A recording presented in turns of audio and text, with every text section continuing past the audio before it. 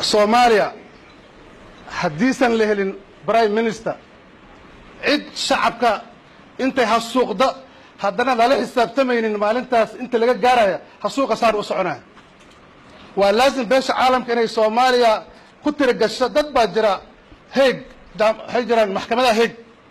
Afrika ay kamid yihiin maalin walbana dad baa meesha lagu maxkameeyo maxay ku dhacday Soomaaliya in hal noolin qof ummadda intuu hasuuqo haddana shacabka iska dhex soconaya si caadi ah dowladda federaalka inay arrintaas hogaamiso ay codsato. There is no way we can allow impunity to continue, Mr. Prime Minister. This is impunity day in, day out.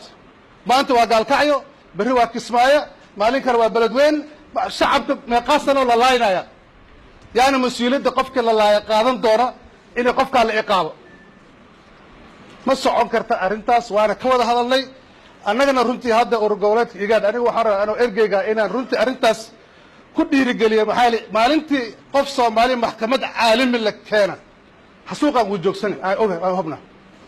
laakiin maalintii caadi iska noqotay in shacab la barakiciyo magaalo buumin bay ahayd magaalo dhismaysa ahayd dad baa maanta ku nool xaafadooda ka qaxay duur ku nool waxay ku sugan yihiin in garniin kuwa dhintay baaba la gartay Allah u naxariisto hadda kuwa dhibaataysan u maqan markaas qolka soo gashaan wajiin markii la fiiriyo muruga ka muuqata waad wada hanaaqsantihiin yaad u hanaaqsantihiin yaad ka hanaaqsantihiin annaga waxaan u baahanahay Soomaaliyeed your excellencies you must be serious haddii leaders ina noqon karin shacabka loo baneeyo dad madaxdan hogaamin kara ilaahay ha u sahlo haddii kale ahayn leaders noqda shacabka isku dirina janno laguma galay wallaahi billahi tallahi naar baad ku mudanaysa annaga intaas ay tahay midda saddexaad prime minister ugu dambayso oo leedahay sheek waa ciidan qaran in la helo Soomaaliya ma dhici karto inay states dhismaan stateska dhismaayeen state walba oo ciidan u yeesho baqa wadama wax wadama ma toban wadan ba Soomaaliya soo hal wadan oo maaha oo ciidan qaran oo astaanta qaranka inuu yeesho kaliya la rabo sidee ku dhici kartaa in wixii aan ku aragnay videoska loo soo duubay arrinta ka dhacday gaalkacyo waxaad moodaa inay Syria ka dhacayso tanks iyo anti aircraft missiles say shacabka looga beeganaya soo waajibaadkii dowladda qaran ma taas waajibaadkii dowladda qaran aaway ciidan Soomaali hadda waxaad ka hadlaysaan 2016 maxaad ku gaaraysaan 2016 shacab ma haysin shacab hoobiye la dhacaysaan ma 2016 ku gaaraysaan waxay ila tahay in fikraddaas la bedelo walaalihiin dowlad goboleedka igaad iyo beesha caalamka dhiigooda ku qumay Soomaaliya they are dying in this country hal maalin cid isweydiisa male dadka ajnabiga oo dhiigooda ku qumay Soomaaliya why haddii aan haysan hubka aan haysan ciidanka aan haysan waxa ummadda u soo gurmata ma idinka samaysaan maxaad ugu baahanayeen in shisheeye idinku imaado maxaa ugu baahan shisheeye inuu waddankan imaado haddii ciidanka la heli karo prime minister why do you require foreign forces if you have sufficient forces in the country well equipped why maskaxda ma shaqaynayso waxaad ku maqadin kulli waad dhunsantihiin ilaahay ka cabsada waddankii ummaddiin u naxariista taasaa aniga la yidhi far midda ugu dambaysa waxaan rabnaa wada hadalka socda hadda Soomaaliya guud ahaan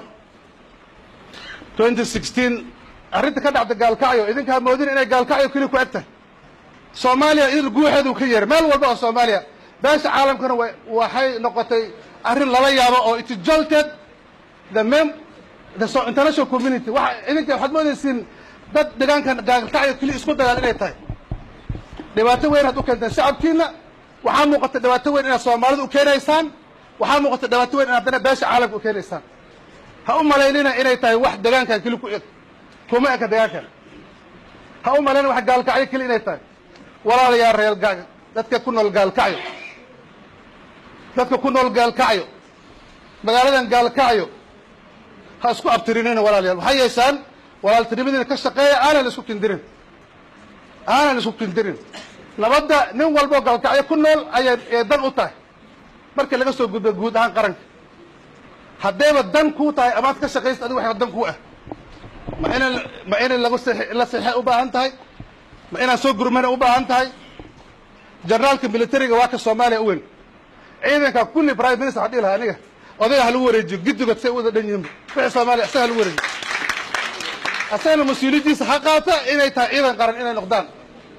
haddii saa inay yeelin cabdikariinna ma aha cabdiwelina ma aha hataa prime minister ma aha hataa kii ka dambeeyo iyaga imaado asagana ilaa wuxuu ku imaado unbuu lugta la gelaya haddii waxba laga bedelin ani waxaan u baahanahay waxaan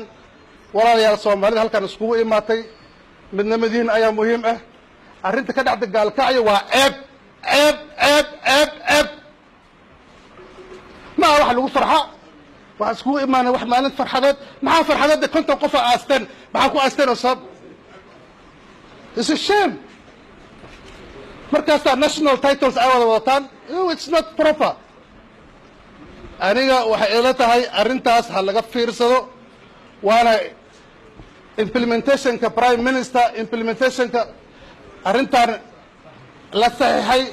waa maanta in la bilaabo maanta ciidamada la kala qaada shacabka isdhex maraan gaalkacyo ay gaalkacyo noqoto asalaamu calaykum waraxmatullahi wabarakatu